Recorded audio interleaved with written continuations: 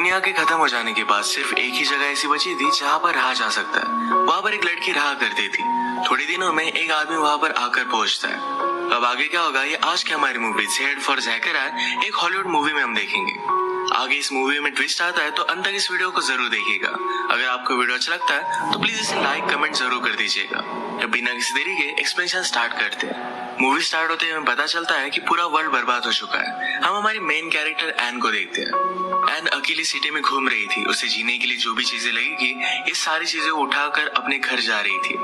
पूरे वर्ल्ड में रेडिएशन फैल चुका है पर एन जहाँ पर रहती है वहाँ पर कोई भी रेडिएशन नहीं। वो घर आने पर बात लेती है क्योंकि कोई भी रेडिएशन उसके लिए अच्छा नहीं। बेचारी अकेली रहती है, अकेला ही खाना खाती है। उसे प्रोटेक्ट करने के लिए सिर्फ उसके पास एक गन और एक डॉग था। ऐसे ही एक दिन अचानक से उसने एक वैगन को देखा। ये वैगन एक आदमी का था जिसका नाम था लूमिस। उसे अब तक पता नहीं था कि इस वर्ल्ड में क्या और कोई भी जिंदा है भी या नहीं, क्योंकि जहाँ पर वो जाती थी वहाँ पर कोई भी नहीं होता था। उसने उस आदमी को ढूंढने की कोशिश की और वो दूर से सूट में आता है। ये हमारा और एक मेन कैरेक्टर है जिसका नाम है लूमिस। लूमिस ने जब ये जगह देखी तो उसे बहुत अच्छा लगता है। वो चीयर करने लग गया। आगे जाकर उसे एक झरना मिलता है जहाँ पर वो बात करने लगता है। एने देखकर उसके पास आ गई, कहती है कि प्लीज उस पानी से बाहर आ जाओ, उसमें रेडिएशन है, ये पानी ऊपर से आता है, इसमें नहाना सेफ नहीं है। लूमिस बहुत डर गया था, उसी पर गन लगाता है पर एन के समझाने के बाद उसने गन नीचे कर ली। वो जैसे पानी से बाहर आया तो उल्टी करने लग जाता है। वो जल्दी से अपने वैगन पर पहुंचा। वहां पर उसके पास एक सिरप है जो उसे रेडिएशन से बचा सकता है। वो अपने आप को इंजेक्ट कर नहीं सकता था तो एन से उसने हेल्प ली। वो बहुत ही कमजोर पड़ चुका था तो एन उसे अपने घर लेकर आती है। 2-3 दिनों के लिए उसने उसका ख्याल रखा। वो उसके बारे में और भी जानना चाहती थी तो उसके वैगन का सामान उसने चेक किया जहाँ पर एक लड़की की फोटो उसे मिलती है। उसे लगता है कि शायद वो उसकी वाइफ है। बेचारी एन यहाँ पर अकेली पड़ चुकी थी, उसे किसी की जरूरत थी। वो गॉड से प्रे करती है कि प्लीज वो लूमिस को बचा ले। अब नेक्स्ट सीन में लूमिस ठीक हो गया था। वो वंडर करता है कि प्लेस बचा हुआ कैसे है। शायद यहाँ की वेदर की वजह से। आसपास बहुत सारे माउंटेन्स थे, शायद इस वजह से। एन को लगता है कि शायद गॉड ने उन्हें प्लेस दिया क्योंकि और भी लोग यहाँ पर आ सके। उसके फादर और ब्रदर था, ये दोनों मिलकर सिटी में लोगों को ढूंढने के लिए गए थे पर वापस ही नहीं आए। वो अपने ब्रदर की फोटो लूमिस को दिखाती है। अब स्लोली लूमिस रिकवर कर रहा था। उसने एन को खेत पर काम करते देखा। वो सब कुछ अपने हाथ से कर रही थी। लूमिस कहता है तुम्हें ट्रैक्टर वगैरह यूज करना चाहिए। एन कहती है उसमें कोई भी पेट्रोल नहीं। लूमिस कहता है कि मैंने वहां पर पेट्रोल पंप देखा था। एन कहती कि वो इलेक्ट्रिसिटी पे चलता है और यहाँ पर कोई भी इलेक्ट्रिसिटी नहीं है। लूमिस ने कहा तुम इसे मैनुअली भी चला सकते। एन फिर जाकर सब इंस्ट्रक्शन फॉलो कर ये पेट्रोल भर कर लाती। उसे बहुत अच्छा लगा था। रात में डिनर करते वक्त एन और लूमिस बात करते हैं। लूमिस कहता है कि जब ये सब हुआ तब मैं एक बंकर में था। रेडिएशन से बचने के लिए एक सूट पर वो काम कर रहा था। वो वहां पर अपनी पूरी लाइफ बिता नहीं सकता था तो इसी वजह से लोगों को ढूंढने के लिए बाहर आया पर बाहर कोई भी नहीं था। एन कहती कि तुम्हारी वाइफ कहाँ है, मैंने उसकी फोटो देखी थी। लूमिस कहता है कि वो मेरी वाइफ नहीं, एक जमाने में उससे वो प्यार करता था पर अब उसे बहुत टाइम हो चुका है। वो बिलीव करता है कि उस बंकर से वो निकला सिर्फ ऐसी कोई जगह ढूंढने के लिए। उसे पता था कि कहीं ना कहीं तो एग्जिस्ट करती है। अब अगले दिन ये फिशिंग करने के लिए गए। लूमिस को बहुत अच्छा लगता है। इस जगह के बारे में एन को उसके फादर ने बताया था। यहाँ जीने के लिए उसने जो भी किया था ये सारी चीजें उसने अपने फादर से सीखी थी। वो खेती कर रही है क्योंकि विंटर के लिए अपना फूड बचा सके। लास्ट विंटर में उसकी हालत बहुत खराब हो गई थी। वो कहती कि हम फिश भी स्टॉक करके रख सकते थे पर हमारे पास फ्रीजर नहीं है। जनरेटर था पर वो भी खराब हो चुका है। लूमिस कहता है कि मैं देखता हूँ। उसने चेक किया पर बुरी तरीके से बर्बाद हो चुका था पर जनरेटर से लूमिस को इलेक्ट्रिसिटी जनरेट करने का आइडिया आया। वो कहता है कि यहाँ पर पास ही झरना है, वहां से हम इलेक्ट्रिसिटी जनरेट कर सकते हैं। ये वो जाकर देख कर आया और इसके लिए बहुत ही ज्यादा एक्साइटेड था। इसे बनाने के लिए उसे वुड की जरूरत पड़ेगी तो सारी चीजें देखने लग गया। चर्च का वुड उसे पसंद आता है। वो चर्च का वुड निकाल कर सारी चीजें बना सकता है क्योंकि वो घर को तोड़ नहीं सकता। एन को ये बात गलत लगती है। वो कहती है हम गॉड का घर कैसे तोड़ सकते हैं, यहाँ पर हमें जगह मिली शायद हमें गॉड की वजह से ही मिली हो। चर्च में एन के फादर पास्टर थे, उन्होंने ये सब बनाया हुआ था। फादर को याद करने के लिए सिर्फ यही एक चर्च है। लूमिस को लग रहा था कि उन्हें फिर से रिबिल्ड करना चाहिए, एक नई स्टार्ट करनी चाहिए पर एन की वजह से इस बात को टाल देता है। अगले दिन लूमिस आसपास की चीजें देख रहा था। वो एक ग्रोसरी स्टोर में गया जहाँ पर वो ड्रिंक कर लेता है। एन उसे उठाकर घर पर लेकर गई। उस पर गुस्सा हो गया कि मैं अपनी चीज खुद कर सकता हूँ, मुझे तुम्हारी जरूरत नहीं है। वो जबरदस्ती उसके करीब आने लग गया था तो एन यहाँ से चली गई। अगली सुबह उसने रियलाइज किया कि उसने क्या किया है, तो एन को सॉरी कहता है। एन जब चर्च में पियानो बजा रही थी तो उसे लगा कि लूमिस भी उसे पीछे से देख रहा है। वो मुड़ी तो वहां पर कोई भी नहीं था।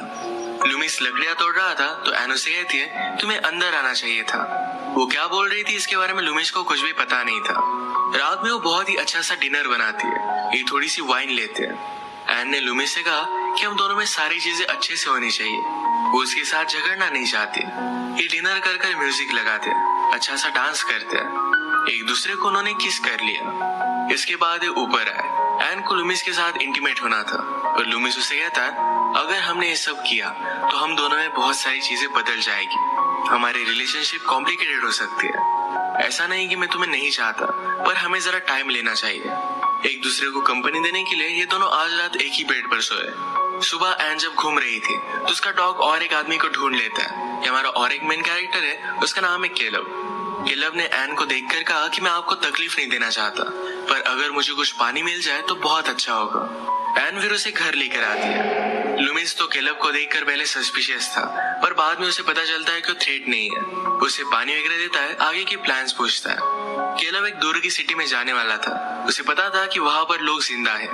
लूमिस उसे कहता है कि तुम्हारे बॉडी पर रेडिएशन है, थोड़े दिनों के लिए तुम्हें यहाँ आराम करना चाहिए। घर के बाहर ही वो टेंट करके रह सकता है। जब लूमिस और एन घर में आए तो एन उसे कहती है कि तुम उसे बाहर ही सुलाने वाले हो। उसे घर में बुलाना चाहती थी। केलब को अंदर बुलाकर उसे अच्छी सी रूम दी, उसे खाना दिया।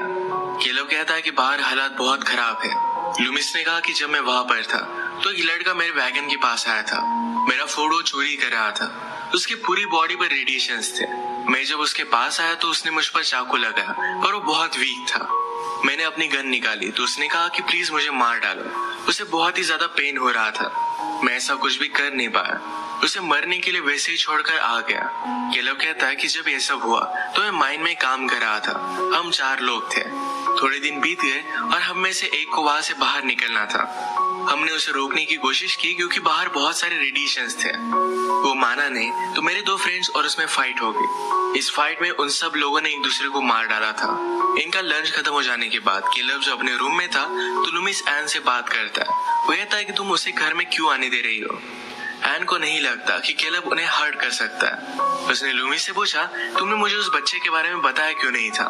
वो कहता है कि शायद वो तुम्हारा ब्रदर था, मुझे नहीं लगा था कि तुम समझ पाओगी। एन कहती कि मुझे भी यहाँ पर तकलीफ हुई थी। जब मेरे फादर और ब्रदर वापस नहीं आए तो इस साल में खेती नहीं करने वाली थी। वो इस तरीके से अकेला नहीं जीना चाहती थी, पर जब तुम आए तो मुझे जीने का सहारा मिला। फिर से सारी चीजें करना मैंने स्टार्ट कर दिया। अगले दिन केलब और लूमिस शिकार के लिए निकलते हैं। इन्हें आइडिया आया कि शिकार कौन पहले करता है, इसकी उन्हें बेट लगानी चाहिए। केलब कहता है कि जो शिकार पहले करेगा एन उसकी हो जाएगी। ये कहने के बाद वो हंसने लग गया, पर लूमिस जेलस होने लग गया था। ये शिकार करते हैं और फिर आगे चलकर लूमिस किस तरीके से इलेक्ट्रिसिटी बनाने वाला है इसके बारे में केलब से कहता है। रात में डिनर करते हुए केलब ने एन से बात की। वो कहता है हमें चर्च को तोड़ देना चाहिए। लूमिस भी इसी के बारे में बात कर रहा था। लूमिस एन से कहता है कि मैंने ऐसा कुछ भी नहीं कहा, मैं जरा वेट करूंगा और फिगर आउट कर लूंगा कि विदाउट चर्च को टच किए ये सब कुछ कैसे बनाना है। केलब कहता है कि हमें जल्द से जल्द रिबिल्ड करना चाहिए। तो अगले दिन ये सब काम करना स्टार्ट कर देते हैं। एक दिन केलब ने एन को वॉक के लिए पूछा। केलब कहता है चर्च के टूटने के बाद तुम अपसेट क्यों थी। हमारा चर्च टूटा है पर हमारी फेथ अब भी यहाँ है। हम सब यहाँ पर जिंदा है ये सिर्फ गॉड की वजह से। पर लूमिस हम पर बिलीव नहीं करता, वो गॉड पर बिलीव नहीं करता। एन की सिर्फ हम में थोड़े से डिफरेंसेस है, पर उससे कुछ भी फर्क नहीं पड़ता। केलब यहाँ पर एन को लूमिस के खिलाफ भड़काने की कोशिश कर रहा था। इन दोनों को वॉक से वापस आते हुए लूमिस देख लेता है। वो एन से कहता है कि अगर तुम्हें केलब अच्छा लगा तो मैं इस बात को एक्सेप्ट करने के लिए रेडी हूँ। मैं तुम्हें मेरे साथ रहने के लिए फोर्स नहीं कर सकता। एन कहती कि ऐसा कुछ भी नहीं है। वो बेचारी हर्ट हो गई कि लूमिस ने ऐसी बात की। अब ऐसे ही थोड़े दिन बीत जाते हैं। केलब और लूमिस कैसे इलेक्ट्रिसिटी जनरेट करनी है इस पर वो काम कर रहे थे। एक रात सबने मिलकर डिनर किया। डिनर के बाद ये सब डांस करते हैं। लूमिस ने आज रियलाइज किया कि एन से वो बहुत ही ज्यादा प्यार करता है। रात में सब मिलकर लेक के पास आए। स्विमिंग करते हुए लेक में एक बॉटल डालकर उसे ढूंढने का गेम खेलते हैं। बाहर आने के बाद लूमिस ने एन से कहा, तुमसे बहुत प्यार करता हूँ। एन को भी सुनकर अच्छा लगा। लूमिस आज बहुत ही ड्रंक था तो वैसे ही सो जाता। एन भी ड्रंक थी और केलब और लूमिस के बीच में कंफ्यूज थी तो केलब के पास आ जाती है। वो आज रात उसके साथ इंटीमेट हो गई। सुबह ब्रेकफास्ट के वक्त एन के पास केलब आया। इन्हें देखकर लूमिस समझ जाता है कि कल रात इन्होंने एक साथ बिताए। काम करते वक्त लूमिस ने केलब से कहा कि अगर तुम नहीं आते तो हम इलेक्ट्रिसिटी जनरेट कर ही नहीं पाते। तुम जाने वाले थे, इसी वजह से एन को मैंने कहा था कि तुम्हें रोकने के लिए कुछ भी कर सकती है। कल रात जो भी हुआ ये मेरे ही कहने से हुआ था। केलब कहता है कि तुम जेलस हो, इसी वजह से सब बात कर रहे हो। इसके बाद ये इलेक्ट्रिसिटी का काम कर रहे थे। केलब स्लोली क्लिफ से नीचे जा रहा था। उसकी डोर लूमिस के हाथ में थी। लूमिस के मन में थॉट आया कि अगर उसने केलब को छोड़ दिया तो उसे यहीं पर मार सकता है। केलब को भी समझ में आ गया। उसे नहीं लगता था कि लूमिस ये कर सकता है तो उसे चिढ़ाने के लिए उस पर वो हंस देता है। इसके बाद ये सीन यहीं पर खत्म हो गया। वो जब घर पर आया तो एन उसे सॉरी कहती है। उसने कहा उस रात जो भी हुआ ये सिर्फ एक गलती थी। वो ड्रंक और कंफ्यूज थी। लूमिस कहता है कि अब कुछ भी फर्क नहीं पड़ता, केलब यहाँ से दूर चला जा चुका है। इसका मतलब है प्रीवियस सीन में उसने उसे मार डाला। अब इसके बाद थोड़े दिन बीत चुके थे। लूमिस ने सक्सेसफुली इलेक्ट्रिसिटी स्टार्ट कर दी है। एन को देखकर बहुत अच्छा लगा। वो हमेशा जब गॉड को याद करती है तो पियानो बजाती है, पर लूमिस कभी भी उसके पास नहीं आता। आज वो भी उसके पास आ गया। एन जो भी बिलीव करती है उसी पर लूमिस भी अब बिलीव करना चाहता था। दोनों ने एक दूसरे को एक्सेप्ट कर लिया है और इसी के साथ ही मूवी एंड हो जाती है। अगर आपको वीडियो अच्छा लगा तो प्लीज इसे लाइक और कमेंट जरूर कर दीजिएगा। मैं बहुत सारी मूवीज लेकर आता रहता हूँ तो प्लीज इस चैनल को सब्सक्राइब कर दीजिए और बेल नोटिफिकेशन आइकॉन दबाना मत भूलिएगा। हम फिर से मिलेंगे और एक नई मूवी के साथ। तब तक के लिए थैंक यू और आप अपने आप का ख्याल रखिए।